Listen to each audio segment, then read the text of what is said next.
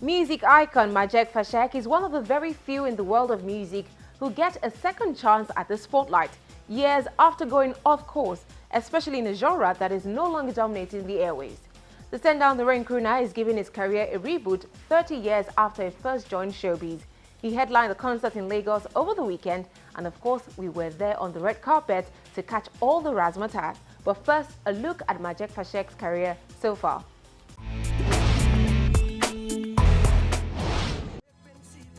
Reggae music icon Majek Fashek, popularly known as Majek Fashek, kicked off his solo career on a high in 1988 off the back of being a prominent member of the acclaimed band Fasheks.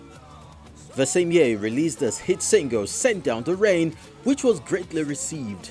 He earned the alias Prophet when the song heralded the end of the worst drought experience in the history of Nigeria.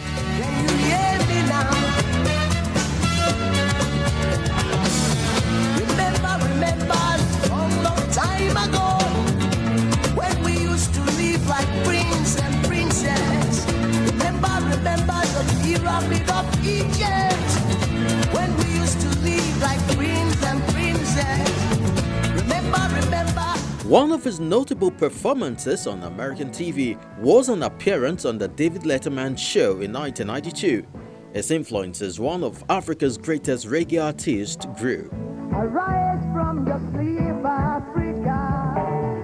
Rise from the sleep, America. There's work to be done, Africa. There's work to be done, America. In 1994, he released another album titled The Best of Fashek under the Flame Tree imprint before moving to another imprint, Mango, known to market reggae music internationally, where he made a cover of Bob Marley's Redemption song. In the late 90s, Fashek began the battle with drug addiction, which took him off the music scene for years. In 2013, it was reported that the king of reggae went through a rehab section in Nigeria. 2 years after his recovery, Majek disclaimed every report about being a drug addict, claiming his mental illness was spiritual. I can see brothers and sisters, they're sharing love together now. I can see new heaven and new earth, oh Lord.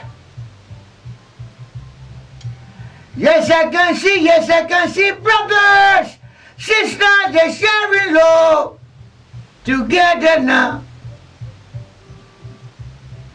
No more sorrow, no more whipping, no more crying.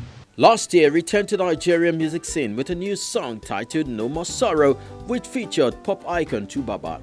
He also has a new song titled Okpei, dedicated to the new Oba of Benin. And last night, the Rainmaker, Majek Fashek, made the headline with a comeback concert as he celebrated 30 years in the music industry and also the launch of his new project.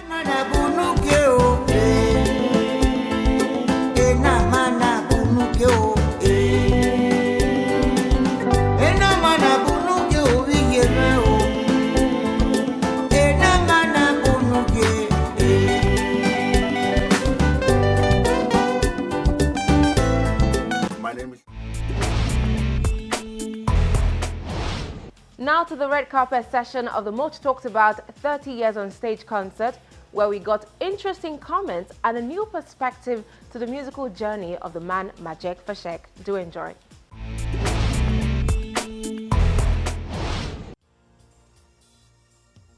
It was a gathering of young and old, as fans and celebrities alike thronged the red carpet of Majek Fashek's 30th stage anniversary concert in Lagos, southwest Nigeria. It is particularly an August event, considering Fashek's sensational return to music after enduring many years of mental instability and poor health, believed to be caused by an addiction to hard drugs and alcohol. Today, radio journalist Cordelia Okpei, who reported the release of his debut single back in 1988, is excited to have the Rainmaker back. Well, I'm a very big fan of Majek Fashek, right from my days in Benin, when he came out with the very first one, the Send Down the Rain album. Then I was already in broadcasting, so we used to play it a lot. And whenever we played it, it would rain. You know, that song has that myth attached to it. And somehow the myth is becoming like a reality. So seeing him fall, because he had a bad fall, and getting up to this point makes me as a fan very, very happy, because he would have been able to rival the best of reggae artists or artists all over the world. Before his solo career, Majek spent about 5 years as a member of the group Fasheks, discovered and nurtured by Harris Igiengo, who eventually went on to become his first manager. When I heard his voice, my goodness,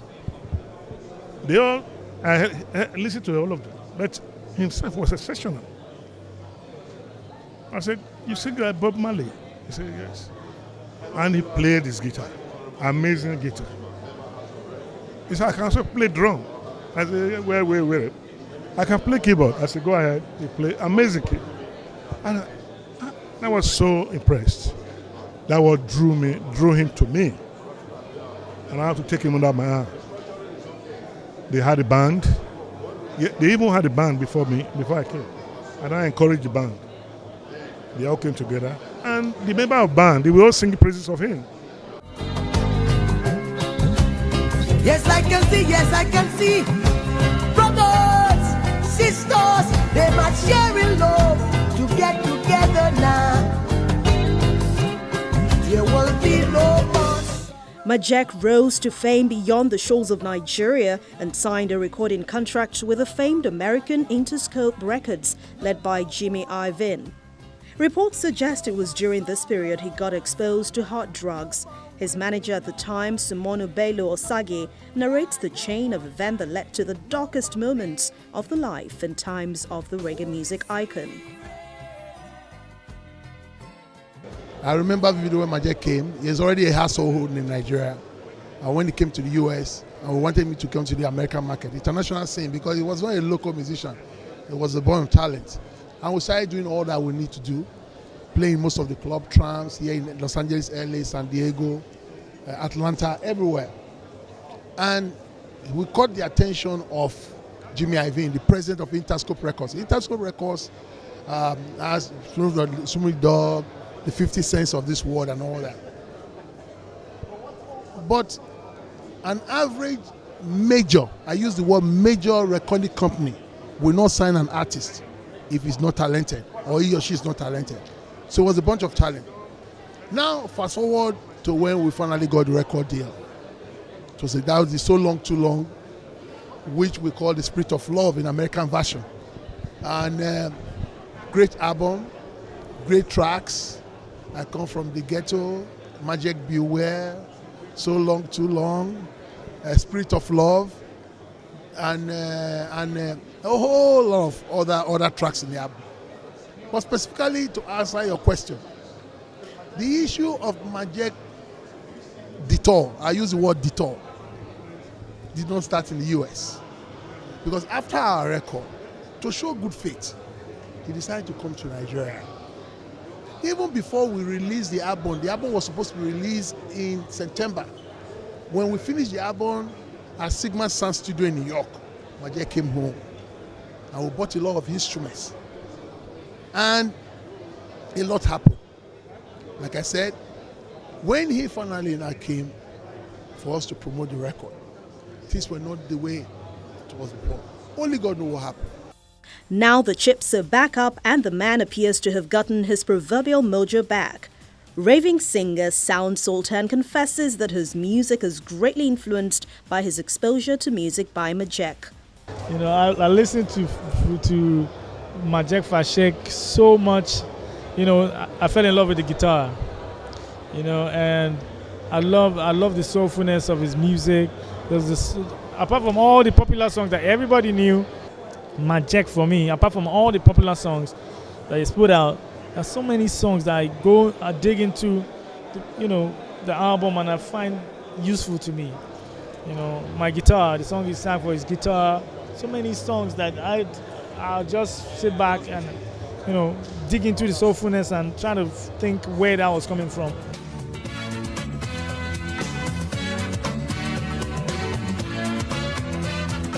To celebrate, Majek has released a new album which features a remake of his old classic Holy Spirit, now titled Take Over Me, and featuring pop star Tubaba.